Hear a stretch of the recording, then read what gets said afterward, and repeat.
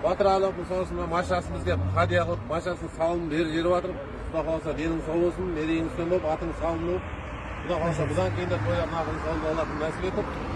Әр қанда болып қол көтерген отбасыларына жақсылық болды, Алла нәсіп етсін. Аллаху акбар.